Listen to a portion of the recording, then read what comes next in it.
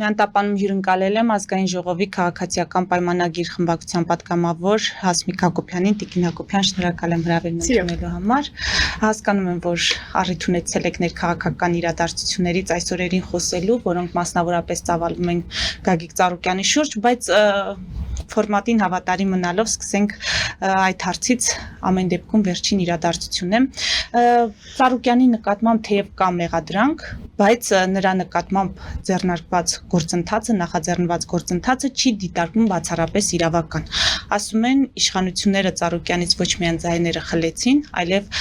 մանր քինախնդրությամբ նրան կալանավորեցին գետնին տապալելով, անգամ ամենացավոտ գետին կպան կենդանիներին տնից հեռացնելով։ Հիմա դուք ինչպես կմեկնաբանեք, ընդ որում ես ասեմ, որ քաղաքական ենթատեքստ տեսնում են նաև այն մարդիկ, ոչ միայն այդ ընդդիմադիր արմատական շրջանակներ, այլև այն մարդիկ, որոնք չեզոք են ձեր իշխանության կամ ձեր քաղաքականության նկատմամբ կամ նաև աջակցում են որոշ առումներով։ Հիմա ինչպես հավաստիացնել մարդկանց, որ գործընթացը բացառապես իրավական է։ Տեսեք, քաղաքական ենթատեքստ տեսնում են բոլոր դեպքերում։ Կլինի Վարդան Ղուկասյանը, կլինի Գագիկ Ծառուկյանը, կլինի Ռոբերտ Քոչյանը, եւ դա ինչպես է լինում։ Հենց այդ շրջանակները քաղաքական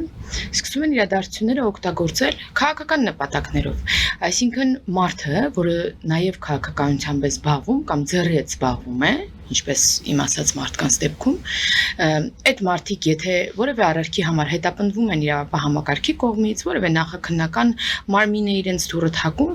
հայտարարություններ են անում, որ սա քաղաքական ենթատեքստ ունի, սա բռնաճնշում է, քաղաքական հետապնդում է եւ այլն։ Բայց այդպես չէ։ Որևէ քաղաքականությամբ զբաղվող մարդ չպետք է ալիբի ունենա կատարելու արարքներ, որոնք չի կարելի կատարել եւ որոնք եթե կատարի քաղաքականությամբ չզբաղվող մարդը կհետապնդվի իրավապահ համակարգի կողմից։ Այս ուղղակի պարզ շահարկում է, պետք է իրերը առանձին նայել։ Օրինակ նույն պարոն Ծառուկյանը ինքը ոչինչ չի արել եւ իր վրա գործ է կարվում, իրոք, հա, Իրանի Իսլամական Հանրապետության դեսպանին մենք խնդրել էինք, որ դուրս գա ինչ-որ հայտարարություններ անի կապված այդ առևտրի կենտրոնի չարաշահումների, չգիտեմ ինչի հետ։ Այդպես չէ։ Մարդը անցել է իր լիազորությունները, կատարել է արարքներ, որոնք նկարագրված են քրեական օրենսգրքով եւ համել ձեռքի հետ, երբ որ պետք է լինում, մտնում է քաղաքականություն։ Ինչու է մտնում, դա իր գործն է, բայց սա չի կարելի սրանով պայմանավորված ֆիլտր դնել, ասելով որ քաղաքականությամբ է զբաղվում, ինչ ուզի կարող է անել։ Վարդան Ղուկասյանն էլ ընտրված քաղաքապետ էր, չէ՞, Գյումրիում։ Ոնց եղավ։ Ձայնագրությունները օրինական կերպով արված ձայնագրությունները մեր ականջով լսել ենք։ Ոնց է կաշառք պահանջում։ Իր աշխատասենյակում նստած։ Հիմա ասենք չէ լավ, նա քաղաքականության մեջ է, ոչինչ որ կաշառք է վերցնում, ինչ անունը, պահանջում։ Այս գործընթացը կարելի էր ավելի վաղ նախաձեռնել, այսինքն նրա կողմից այդ արարքները ձեր մատնանշած, դրանք միայն այս վերջերս չեն տեղի ունեցել, չէ, դրանք տևական ժամանակվա պատմություն ունեն, այսինքն կարելի է գործընթացը ավելի վաղ նախաձեռնել, ըստ այդմ հիմք ստեղծել, որպեսզի Բարգավաճ Հայաստանը չկարողանա մասնակցել ընտրություններին։ Մենք այդ տեսեք դուք հիմա այնպեսի բան եք ասում, որը չի կարելի հիմք ստեղծել, որպեսզի Բարգավաճ Հայաստանը չկարողանա մասնակցել։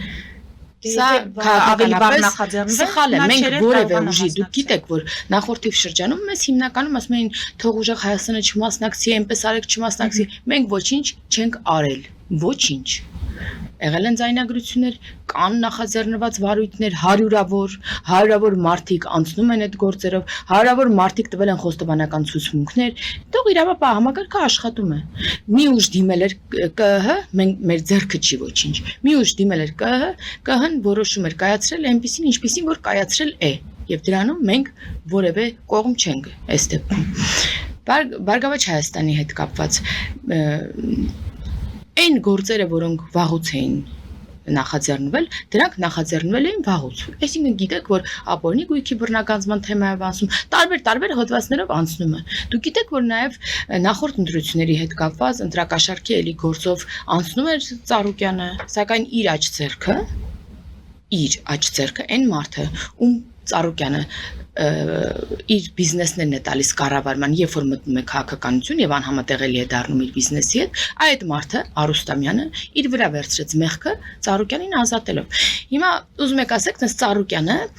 ոչ մեկ իր դուռը չէր թակում, իր ոչ մի արածի համար ոչ ոք չէր խոսում, հենց մտավ քաղաքականություն, գործերը բացվեցին, ես չգիտեմ ժամկետները, այո, այդ գործերից որոշները վերջերս են եղել, դրա համար վերջերս է նախաձեռնվել։ Որոշներով անցնում է վաղուցվանից, ինչպեսին օրինակ ապօրինի գույքի բռնագանձն է։ Որոշներով անգամ արդարացվել է, ինչպես ասացի, իր աջ ձեռքը իր վրա է վերցել ոչ մեղավորությունը։ Ուզում եք ասեք նոր է, չէ, ուղղակի բաներ կա, որոնք համընկնում են ժամանակաշրջանի հետ։ Շատ լավ։ Տիկին Հակոբյան, Փաշինյանի հռչակած եռագլուխ հրեշի միայն մեկ գլուխն է Բարգավաճ Հայաստանը։ Այո։ Եվ գոնե ձեզ ընտրողները, եթե չասենք ողջ հանրությունը արդարություն է ուզում կամ պայմանական թալանչիներին պատժելու այդ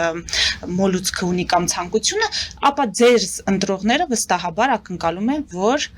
հրեշը ամբողջությամբ կգլխատվի։ Հիմա երբ մյուս երկուսը հայտնվել են խորհրդարանում, մանդատները վերցրել են եւ գալու են ձեր հետ աշխատելու, ավելի դժվար չի լինում կամ ինչպես եք պատկերացնում, մինչեւ վերջ հնարավոր կլինի գնալ այդ հրեշի պայմանական հրեշի սպանման գործընթացում։ Այդ նույն ընդդիմությունը պատկերացնում էր, որ մանդատը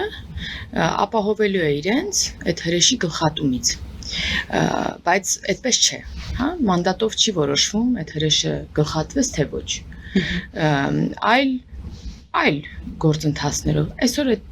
մյուս երկու գլուխներն են տարբեր գործերով անցնում, նրանց տարբեր թիմակիցներն են անցնում ու ոչ թե կամայական պետք է ուղղակի ասվել է, որ պետք է գլխատվի եւ գլխատվի, այլ այդ ասելու տակ նախ հիմք է եղել եւ այդ հիմքերով պետք է անկախ դատարանը որոշումներ կայացնի նրանց հետ կապված։ Ոչ մեկ չի պատկերացնում, որ թուրը վերցնելու են եւ նրանց ուղղակի գլխատեն եւ որևէ մեկին թող չթվա, որ նրանց մանդատները իրենց պաշտպանելու են որևէ գործընթացից, որը իրենց դուռը չոքած է։ Անկախ դատարան ասացիք, իսկապես հիմա դուք ձեր գնահատականը ո՞րն է մեր դատական համակարգին, այն անկախ է։ Այն անկախ է իշխանական որևէ պատվերից, այն անկախ է, որովհետև չկա այդ պատվերի իշխանության կողմից։ Այլ ազդեցությունների ենթարկվում է, թե ոչ, ես չգիտեմ,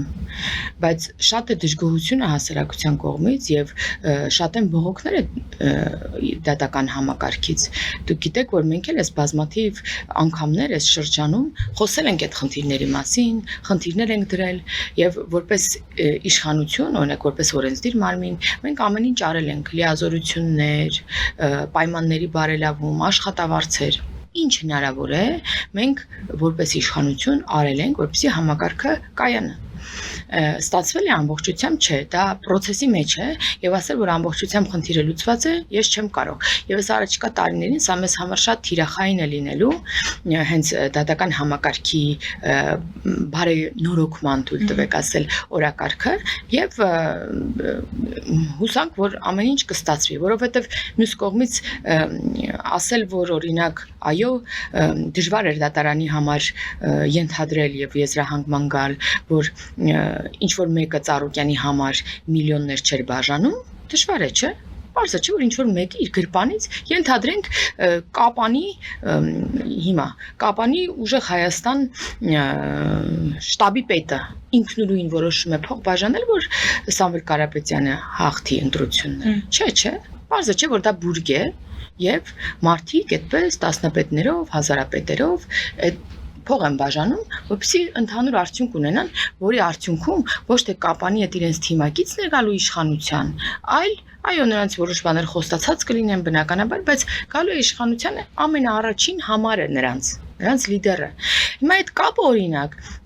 դատարանը չի տեսել Ծառուկյանի հետ կապված։ Եվ ասել են շատ լավ, այս մարդն է մեղավոր եւ նա դատապարտվել է։ Ծառուկյանը արդարացվել է։ Հիմա սա անկախ դատարանի, անաչառ դատարանի որոշում չէ,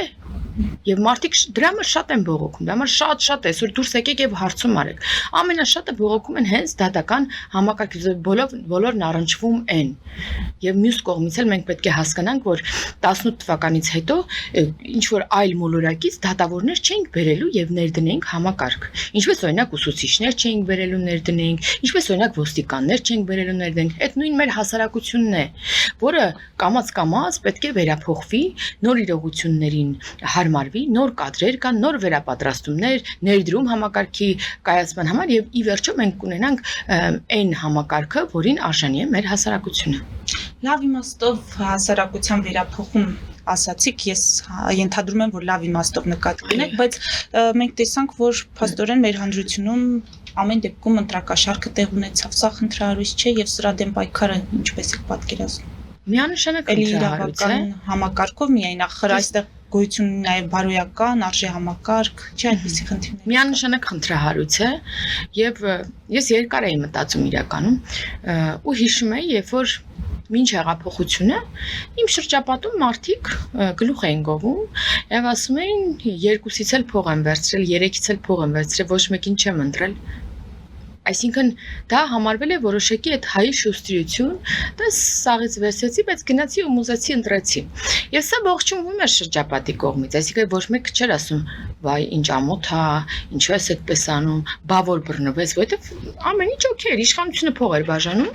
եւ իր սատելիտները, հա, այն ժամանակ կոալիցիոն իշխանությունը փող էր բաժանում, որ մեկինը կպներ որևէ համակարգ չէր գնալու այդ փող բաժանողի հետևից, որովհետև ամեն ինչ սինխրոնացված էր, ոստիկանություն, փող բաժանող, հիմա բռնվում են, որովհետև հիմա ոստիկանությունը չի կարող դրա վրա աչք փակել, որովհետև մի սանրի կտավ չեն, այսպես ասած, որոշները այո, կաշառատու են։ Եվ հիմա մարդկանց մեջ այդ բարքերը մնացել են, այսինքն մարդը մտածում է, ես վստահ եմ, որ այդ վերցնողներից շատերը եւս չեն գնացել եւ չեն ընտրել իրենց, բայց վերցրել են։ Եվ համակարգը, երբ որ դուրս է գալիս իրենց հետքի վրա, չի ասում, լավ, սա անհավատանք ինքը գնացել է եւ օրինակ ԿՊ-ի է ընտրել, այդպես չէ։ Եթե դու արարքը գործել ես վերջ, դու պետք է պատասխանատվության ենթարկվես։ Եվ պետք է մեր հասարակության մեջ դառնա շատ ամոթալի։ Այսինքն մարդը պետք է ամաչի, որ իր երեխաները կամաչեն իր համար, եթե ինքը կաշառք վերցնի կամ կաշառք բաժանի։ Պետք է այդպես քննադատելի, արգահատելի արարք համարվի, որովհետև սա ժողովրդավարության հիմքերը խարխլող ամենամեծ ուրեմն երևույթն է։ Ինչպես կարելի է ձայնը վաճառել, այն վաճառքի դրված չէ։ Ինչ որ ուժեր չեն դուրս գալիս աուկցիոնի, հա, ով ավելի շատ կտա, նրան վերցնեն, ձայնը չի վաճառվում։ Մարդը ընտրում է իր ապագան, իր երեխաների ապագան, իր վաղվա բարերարությունը։ Այդ 5000 կլինի, թե 50000 կլինի, թե 100,000 կլինի։ Դա այսօր համաձայն եք, որ մեկ օրում ծախսելու գումարներ են, բայց դու քո առաջիկա տարիները, միգուցե նաև պետության ճակատագիրը, պետականության լինել չլինելը, դու վաճառում ես ընդհանրապես քո մի օրվա ծախսով, ու րոպեական կարող ես ծախսել դու այդ գումարը։ Եվ դու նաև դա անում ես այն մյուս արդար մարդկանց հաշվին։ Եվ մարդիկ գնում են, հավատում են, որ ինչ որ մի ուժի որ ձայն տան լավ կլինի։ Այնպես որ սա շատ մտահոգիչ է եւ մենք առաջիկայում ոչ միայն այս կոշտ միջոցներով, որը որ այսպես թե այնպես տեղի ունենում, որտեղ օրենքն է այդպես պահանջում, այլև նաեւ մարդկանց մեջ այս խնդիրը, հա, բարձրաձայնել ու նրանց տեղ հասցնելով սրա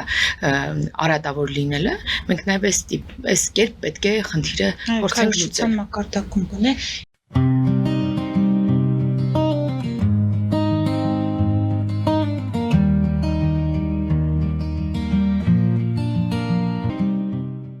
Ֆելիչե ժամանակակից ատամնաբուժական կլինիկա։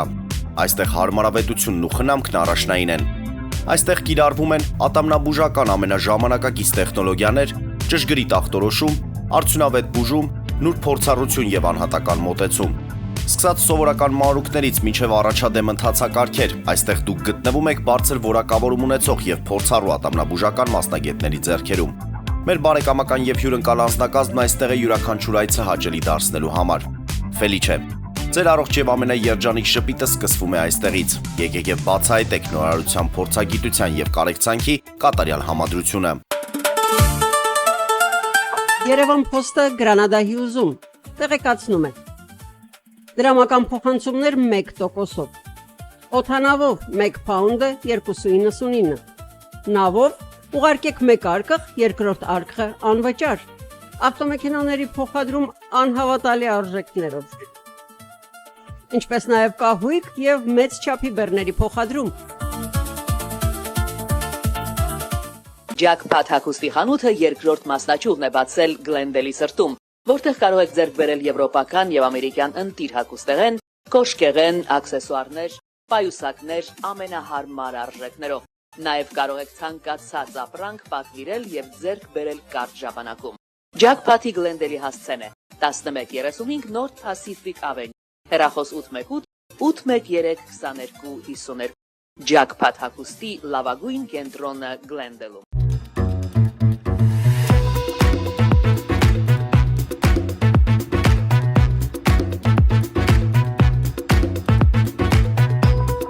Արարատ ռեստորան, ընտանեկան եւ ընկերական ժամանցի լավագույն հասցե, սիրված արտիստներ, հյուրընկալ մթնոլորտ, հարուստ ճաշացան, անմահական խորտիկներ։ Արարատ ռեստորան, հասցեն անփոփոխ, սիրով սպասում ենք ձեզ։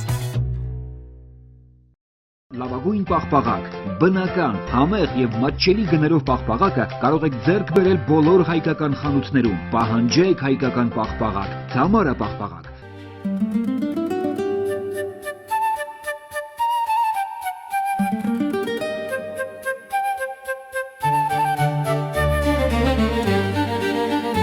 Նոյան տապան տպարան, Նոյան տապան հրատարակչություն, շարվածքից մինչև տպագրում, զանգահարեք, գրեք, այցելեք, միասին պատրաստենք ձեր գիրքը, ամսագիրը կամ թերթը, որտեղ նշվելու է, տպագրված է Նոյան տապանում։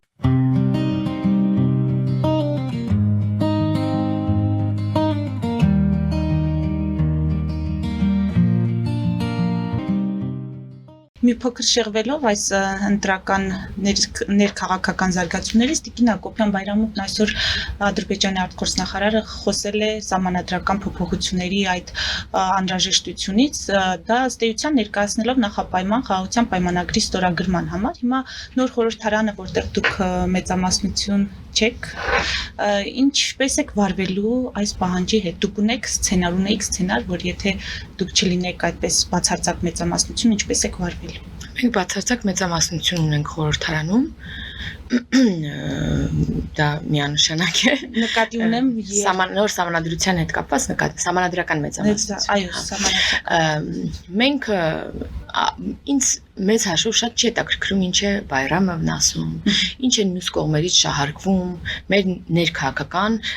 տարբեր գործընթացները, եւ երբեք դա չի հետաքրքրել, որովհետեւ մենք մեր օրակարգերն ունենք, մենք չենք առաջնորդվում դրսից ինչ որ նման հայտարարություններով, մենք մեր օրակարգերն ունենք, որոնք հենց առաջանում են, մենք սկսում ենք քննարկել մեր հասարակության հետ։ Կոնկրետ նոր սահմանադրության պահանջը սա ոչ թե մեր առաջարկած օրակարգն է, այլ սա հասարակությունից եկած պահանջ է, որը մենք ձևակերպել ենք որպես օրակարգ։ Մենք շատ ենք լսել, որ մենք սահմանադրություն չենք ընտրել, որ միշտ սահմանադրության ընտրությունները կեղծված են եղել, որ պարտադրվել է այդ սահմանադրությունը հասարակությանը։ Մենք եղել ենք, չէ՞, այդ քվեարկությունների ժամանակ սահմանադրության։ Մենք գիտենք դա ինչպես եղել։ Այնպես ինչպես բոլոր ընտրությունները նախկին Հայաստանի թույլ տվեք ասել։ Եվ սա լավագույնս շարքվեց իհարկե ընդդիմության կողմից։ Ես հիշում եմ, երբ որ ադրբեջանական կողմից շահարկումները սկսվեցին, սրանք նպատակ ունեին իհարկե միգուցե թույլ չտալու, որ Հայաստանում իրոք սահմանադրություն փոխվի եւ իրոք չլինի որևէ սպառնալիք, չլինի որևէ հիմք Հայաստանի վրա հարձակվելու։ Իսկ միգուցե Ադրբեջանն այդպես էր ուզում։ Ինչու պետք է Ադրբեջանը հայտարարեր մեր օրակարգին աջակցություն, եթե այդպես է, այսինքն մենք ասում ենք պետք է նոր սահմանադրություն լինի, Ալիևն ասում էր նոր սահմանադրություն պետք է լինի։ Վստահ է, չէ, որ իր պահանջով հասարակությունը չի գնալու ու չի անելու այն, ինչը Ալիևի սրտով է։ Ուրեմն ինչու է անում այդպես Ալիևը։ Միգուցե որովհետև իրեն ձեռք է տալիս, որ սահմանադրությունը մնա այնպեսին, ինչպեսին կա։ Իսկ մենք սահմանադրության տարբեր խութերի մասին խոսելու զատ, մենք հասկանում ենք ինչքան խնդրահարույց է այսօր սահմանադրությունը, ինչքան հնացած ու չօգտագործվող ուրեմն կարգավորումներ կան այնտեղ, հա։ Բայց մենք հասկանում ենք բոլորս, որ շեշտը դրվում է նախաբանի վրա, անկախության հռչակագրին հղման վրա, որտեղ կոնկրետ պահանջ կա այլ երկրից, որովհետև Ղարաբաղի հետ միավորումը սա ուղիղ Ադրբեջանի տարածքային ամբողջականության դեմ նկրտում է, որովհետև Ղարաբաղը Ադրբեջանի տարածքային ամբողջականության մաս է։ Ուրեմն ինչու պետք է Ալիևն ուզի այնպես անել, որ Հայաստանում դա տեղի չունենա։ Գիտենք, չէ՞, մենք էլ որ մի բան ասենք Ադրբեջանում են սուր ընդունելու։ Այսինքն մենք են օրինակ Ֆրանսիայի նախագահը չէ, որ ասում է լավ կլինի, որ սահմանադրությունը փոխվի, որ շատերն ասեն, օй, տեսեք, անգամ այս ժողովրդավար պետության մեր բարեկամ պետության ղեկավարն է այդպես ասում։ Ուրեմն մի բան այդտեղ կա։ Բոլոր քվեարկողները լսելով, որ Ալիևն ուզում է, որ այստեղ սահմանադրություն փոխվի, ասելու է չէ։ Ռեակցիա առաջանա, դա հասկանում է Ալիևը։ Հիմա մենք պետք է ինքնուրույն մտածենք, թե ինչու էր այդ հայտարարությունները ադրբեջանական կողմից։ Մենք մեր հասարակությանը երկար ժամանակ է բացատրում ենք եւ երբ որ կհրապարակվի տեքստը եւ կսկսվի լայն քննարկումներ, մենք այդ ընթացքում ավելի ինտենսիվ կսկսենք խոսել նոր սահմանադրության անհրաժեշտության մասին եւ նաեւ խոսել թե օրինակ ինչու չպետք է նախաբանում լինի հղում անկախության հռչակագրին։ Երբ սպասենք, որ հրապարակումը Առաջիկայում դա գրեթե պատրաստ է եւ ես վստահ եմ, որ առաջիկայում գործադիրը կհրապարակի տեքստը եւ մենք կունենանք երկար ժամանակ այն բազմակողմանի քննարկելու, հանրային քննարկման դնելու, առաջարկներ լսելու, քննադատություններ, աջակցություններ։ Այնպես որ սա ինձ թվում է երկար թեմա է եւ առանձին թեմա է, որին կարող ենք առանձին անդրադառնալ, բայց պետք է իրոք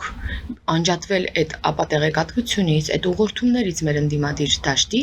եւ ուղիղ մտածել լոգիկա է, պարզ լոգիկա է։ Եթե մի բան ուզում է Ալիևը այստեղ չլինի, պետք է խորանալ, իսկ ինչու է ուզում, որ չփոխվի սահմանադրությունը։ Փոխվի, որ հարցակման հիմքեր ունենա։ Որպեսզի մնա այն խնդիրը մեր սահմանադրություն, որին միշտ կարելի է հղում անել, որպեսզի զորք չհեռացնել, որպեսզի, չգիտեմ, խաղաղության համաձայնագիրը չկնքել, միշտ լինի հիմք հղում, որին կարելի է մատնացույց անել, ասել, այ ես սրա համար չեմ անում։ Մեզ պետք է չէ այդ խաղաղության համաձայնագիրը։ Մեզ պետք է չէ, որ Ադրբեջանում վավերացվի թուղթ համաձայնագիր, որով Ադրբեջանը չպետք է ունենա հավակնություն մեր տարածքային ամբողջականությանը։ Բայց նաև Ադրբեջանը այն պետությունն է, որ թղթին հավատարիմ կարող է չլինել մեծ հավանականությամբ։ Այդ երկրորդ մասն է, բայց բարդ է չէ խախտել մի բան, որին քո ամենավերին մակարդակով ուրեմն համաձայնություն ես դու ստորագրել ես, որ դու ընդունում ես Հայաստանի տարածքային ամբողջականությունը։ Դու չես ունենալու անգամ հետագայում տարածքային պահանջ Հայաստանի Հանրապետություն, դու հարգում ես ուրեմն տարածքային ամբողջականություն, ինքնիշխանությունը Հայաստանի Հանրապետության։ Բարդ է չէ դա խախտելը, երբ որ դու ընդունում ես։ Այո, կարող ես միշտ էլ այդ թղթերը մի կողմ դնել ու անցնել գործողության, միշտ հնարավոր է, բայց թղթով դա եւս մեկ բարիեր է, որը խախտելը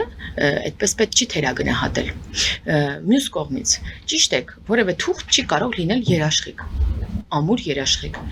Դրա համար մենք պատկերացնում ենք խաղաղությունը նաև միմյանցից փոխկախվածության, փոխկապվածության, փոխշահավետության մեջ լինելու միջոցով, որ դրա համար էլ կա TRIP նախագիծը, մենք խաղաղության խաչմերուկ ավելի լայն ուրեմն հնարավորություններ ենք պատկերացնում Հայաստանի համար, որը նաև փոխկախված է Ադրբեջանի հետ, որտեղ մեր մի կողմում Ադրբեջանն է, եւ եթե մենք ապաշրջափակում ենք պատկերացնում ամբողջական, դա նաև Ադրբեջանի համար է ապաշրջափակում։ Դա Ադրբեջանի համար կապ է Նախիջևանի հետ, դա Ադրբեջանի համար կապ է Թուրքիայի հետ եւ քաղաքակիրթ աշխարհի հետ թույլ տվեք ասել։ Այսինքն Ադրբեջանը տեսնում է, չէ, իր շահը, տեսնում է իր համար հարմար ճանապարհ, որով կարող է միջազգային բեռներ անցնել եւ ուրեմն մաքսատուրքեր, հա, տարբեր վճարներ արվի, օրինակ ադրբեջանական բան, բյուջե։ Չէ, որտեղ ինքը կդառնա գայթակղիչ ճանապարհ այդ ողջ միջանցքը, որը անցնելու է Հայաստանով, Ադրբեջանով, ցկվելու է մինչև, հա, ավելի խորը։ Եվ սա փոխշահավետ է նաև Ադրբեջանի համար եւ մեր փոխշահավետության մասին էլ չեմ խոսում, երկար եմ խոսել։ Ձեր այս ասացից կարելի է արձանագրել, որ իշխանության ներկայացուցիչների համար այնուամենայնիվ հստակ է, որ Ադրբեջանին մենք այսպես դժվարությամբ փորձում ենք բերել խաղաղության, կամ ժողովրդական լեզվով զորով ենք բերի խաղաղության, որովհետեւ մենք ենք չեն կողմը, որ ուզում է խաղաղություն։ Հիմա մեր եւ Վրաստանի միջև պետք չի որևէ համաձայնագիր, որպեսզի մենք խաղաղ լինենք, որովհետեւ մենք խաղաղ ենք, երկուստեք այդ համաձայնությունը կա։ Ադրբեջանի եւ Հայաստանի միջև պրոբլեմ է։ Մենք ինչքան երկար ենք բանակցել, որ այդ համաձայնագրի կետերը հաստատվեն նաև Ադրբեջանի կողմից։ Ինչքան երկար։ Հա, մենք ավելի ենք ուզում խաղաղություն։ Մեզ միգուցե ավելի է պետք այդ խաղաղությունը։ Բայց եթե բարդ չլիներ, այդ թղթերի անհրաժեշտությունն էլ չէր լինի։ Հա, մենք ավելի շատ ենք ուզում։ Մենք ամեն ինչ անելու ենք եւ անում ենք եւ արել ենք, որ խաղաղ լինի մեր տարածաշրջանում։ Դուք կհիշեք, որ ընդամենը 2 տարի առաջ, գրեթե 2 տարի առաջ, Ադրբեջանը կրակում էր Սյունիքում։ Մենք կրակոցներ ենք լսում, մեր քաղաքացիները տեսանյութեր են հրապարակում իրենց էջում, թե ինչպես են Ադրբեջանից կրակում։ Հիշում եք։ Հիմա մոռացել ենք, մենք լավ բաներին հեշտ ենք սովորում, բայց մենք այդ սադրանքներին չենք տրվել, չէ՞, մենք մեր կողմից չենք կրակել։ Այդ թիրախային չէին այդ կրակոցները, անկանոն էին, ինչ էին, բայց դա նպատակ ուներ, չէ՞, սադրել, որ Հայաստանի կողմից էլ լինի կրակոցներ։ Ինչու՞։ Հիմա մենք եկել ենք, հասել ենք այնտեղ, որ ասում ենք, այնտեղից այսպես են ասում, միթե սա չի նշանակում, որ Ադրբեջանը չի ուզում։ Մենք մոռացել ենք, որ ամիսներ առաջ, տարիներ առաջ Ադրբեջանը կրակում էր, հույս ունենալով, որ մեր կողմից եւս կկրակվեն, կրակոց կլինի, եւ դա կդառնա, չգիտեմ ինչ։ Կրակում էին Հայաստանում գործարանի վրա, հիշում եք։ Երասխուն։ Այսինքն մենք այդ բարդ փուլը անցել ենք, հիմա հասել ենք եւս մի փուլի, որը եւս հաջողությամբ անցնելու ենք։ Շատ լավ։ Տիկին Հակոբյան, ամփոփելով ի հեճուկս Փաշինյանի լավատեսության հայ-ռուսական հարաբերություններում խնդիրները կարող ենք արձանագրել, որ չեն հարթվում, մասնավորապես սահմանափակումները վերացված չեն, Փաշինյանը պատրաստ է Ռուսաստանի նախագահի հետ հանդիպել, բայց այնտեղից լռում են ոչ միայն ընտրության արդյունքների հետ կապված, այլև մենք տեսանք, որ ամեն դեպքում մինչև այս պահը Պուտինի հետ հանդիպում տեղի չունեցավ, փոխարենը Փաշինյանը Եկատերինբուրգում հանդիպեց Միշուստինին։ Ինչպես եք պատկերացնում հարաբերություններում խնդիրների այս հարթումը, լուծումը։ Նախ եւ ինչ արդյունքներով է վերադարձել Փաշինյանը։ Ռուսաստանի նախագահի հետ հանդիպումը ընդամենը 2 ամիս էր գրեթե առաջ էր, որ վարչապետը ունեցել այդ հանդիպումը։ Կհիշեք են հայտնի հայտարարությունները։ Այո, ընտրություններից հետո կարևոր է որպեսզի։ Հա, տեսեք, բայց այդպես չի, չէ, որ անընդհատ պետք է անընդհատ արագ հանդիպել, այդպես շուտ թայմեր դրած չի էլի հանդիպումների արանքում։ Իհարկե այդ հանդիպումը կլինի, հիմա աշխատանքային այցեր եւ ոչ Մոսկվա, եւ միշտ չէ, որ ամեն այցի ժամանակ նաեւ պետք է գնալ մի հատ էլ Մոսկվա, պատկերացնեք Ռուսաստանի ինչ մեծ, կարծեմ Եկատերինբուրգում էր հանդիպումը եւ միշտ պետք է գնալ եւ նաեւ հանդիպել այս դեպքում Պուտինի հետ։ Ուզում եմ ասել, որ այդ հանդիպումները իհարկե կլինեն եւ ոչ մեկ եւ եղել են ընդհանրապես ասում 2 ամիս գրեթե առաջ է եղել, նախընտրական շրջանից անմիջապես առաջ էր, որ հանդիպում եղավ, իսկ կարգավորումը այցը սեղանի շուրջ նստելը, խնդիրների մասին խոսելը, դա արդեն առաջընթաց է, չէ՞։ Առաջընթաց է։ Մենք գնացել են վարչապետը լայն կազմով եւ խոսել են այն խնդիրներից, որոնք առաջացած են այսօր մեր տնտեսվարողների մոտ։ Այո, որոշակի պայմանավորվածություններ են ձեռք բերվել, հայտարարություններ են եղել նաեւ Ռուսաստանի ներկայացուցչի կողմից, որ խնդիրները լուծելու ճանապարհով են գնում։ Ես չգիտեմ սա որտեղ է ցույց տալիս, որ դեպի վատն են գնում մեր հարաբերությունները։ Մեր հարաբերությունները պատմական ամենավատ փուլում են եղել։ Փուլում են եղել, երբ որ մեզ հետ պատերազմական իրավիճակում գտնվող երկրի հետ ռազմավարական գործընկերության փաստաթուղթ է ստորագրվել մեր ռազմավարական գործընկերոջ կողմից։ Այսինքն Ռուսաստանն ու Ադրբեջանը ստորագրել են շատ կարևոր համագործակցության փաստաթղթեր, որով նաև կաշկանդված էին աջակցել Հայաստանին, երբ որ Հայաստանը ենթարկվեր Ադրբեջանի կողմից հարձակման։ Ի հեճուկս այն փաստաթղթերի, որ ունենք թե երկկողմ Ռուսաստանի Դաշնության հետ, թե բազմակողմ ՀԱՊԿ շրջանակում։ Այ դրա համար էլ, երբ որ հարձակում եղավ Հայաստանի Հանրապետության սուվերեն տարածքի վրա, եթե Ղարաբաղի դեպքում ունեին արդարացում, հա, որ Ղարաբաղը Հայաստանի մաս չէ եւ այնտեղ հարձակման դեպքում մենք չենք կարող ոչինչ անել, ապա Հայաստանի Հանրապետության դեպքում դա պայմանագրային պարտավորություն է Ռուսաստանի Դաշնության կողմից։ Մենք այս պատմական վատ իրավիճակում ենք եղել, ամենավատ, երբ որ հարձակվում էին եւ Ռուսաստանը լռում էր, երբ որ ՀԱՊԿ-ն լռում էր, ասում են դե լավ դելիմիտացված չէ սահմանը, մենք չգիտենք դա Հայաստանն է, թե ջերմուկի մասին էին խոսում։ Այնտեղ որտեղ միգուցե շատ ռուս նաեւ պաշտոնյաներ եկել են որպես Հայաստանի Հանրապետություն եւ որևէ այցի շրջանակներում բազմաթիվ անգամներ։ Երբ որ ամբողջ աշխարհը գոռում էր կանգ առնելու մասին Ադրբեջանին, մեր գործընկերը ռազմավարական գործընկերը, որը նաև պարտավորություն ունի պաշտպանելու Հայաստանի Հանրապետությունը, ինչպես սեփական տարածքը, պայմանագրերով, ոչինչ չարեց, մինչև այսօր։ Մենք այս փուլից հասել ենք այն փուլի, որ մենք խնդիրները լուծում ենք սեղանի շուրջ, մենք այսօր մի որպես ռազմավարական գործընկեր, մի միջազգային կարևոր գործընկեր, նաև առաջարկներ ենք ստանում Ռուսաստանի Դաշնության կողմից, օրինակ ատոմակայանի կառուցման հետ կապված։ Այսօր շուկան նաև ռուսական մեր եւս մեկ ուղղություն է, որտեղ տեսնում եք, որ Եվրամիությունը բացեց իր շուկան Հայաստանի Հանրապետության գյուղմթերքների համար եւ ոչ միայն այսօր Հայաստանի, չգիտեմ, գյուղմթերքը մոտ 15 երկիր է կարողանում արտահանվել։ Ծաղիկը 25 երկիր է մոտապես կարողանում արտահանվել։ Այսօր դուք հասկանում եք, թե ինչ ծավալի մասին է խոսվում։ Այն դեպքում, երբ որ միակ ճանապարհը Հայաստանի համար դեպի Ռուսաստան էր, դեպի ԵԱՏՄ էր եւ վերջ։ Եվ ԵԱՏՄ ասացնել շատ հարաբերական էր, այնպես չէ որ ողջ ԵԱՏՄ երկրները գնում էին։ Հիմա մենք առանձին նաեւ ԵԱՏՄ առանձին պետությունների հետ եւս հարաբերություններ ենք զարգացնում, որպեսզի ամբողջությամբ օգտագործվի պոտենցիալը երկու երկրների միջև։ Հիմա այդ տրանսֆորմացիոն փուլը դեռ ընթացքի մեջ է։ Ես չեմ կարող ասել, որ հիմա շատ լավ է մեր հարաբերությունները, բայց ավելի լավ է, քան նախկինում էր։ Իսկ ընտրությունների արդյունքների մասով լռությունը, ասում էին սահմանադրական դատարանի որոշմանն ենք սպասել։ Սահմանադրական դատարանի կոնկրետ չէին ասում էին դեռ ընթացակարգային այդպես փուլում է եւ վերջնականի դեպքում նոր մենք դիրքորոշում կհայտնենք, բայց գիտեք որ նաեւ իրենց դիտորդները տվել են եզրակացություն, շատ լավ եզրակացություն ընտրությունների մասին եւ նաեւ ֆորմալ դեռևս վարչապետը, նոր վարչապետը նշանակված չէ եւ դա կլինի օգոստոսին սկզբին, երբ որ խորհրդարանը նոր խորհրդարանը կգումարի իր առաջի նիստը եւ ընթացակարգով հա նախագահը նաեւ կստորագրի վարչապետի նշանակումը։ Այսինքն դեռևս վերջնական, եթե ասում են վերջնական ընտրությանը վարչապետի, վերջնական ընտրությունը դեռևս առաջիկայում է լինելու, իսկ առհասարակ շատ երկրներ, բայց վերաբերմունքը ակնհայտ կապված է խնդիրների հետ։ Այո, շատ երկրներ,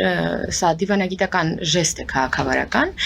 եւ շատ երկրներ դա անում են ընտրությունից անմիջապես հետո, երբ որ հայտարարվում է, երբ որ դեռ անգամ վերջնական արդյունքները չկան, շատ երկրներ դուք տեսաք, որ սկսեցին շնորհավորել։ Շատ երկրներ ավանդաբար սպասում են ֆորմալ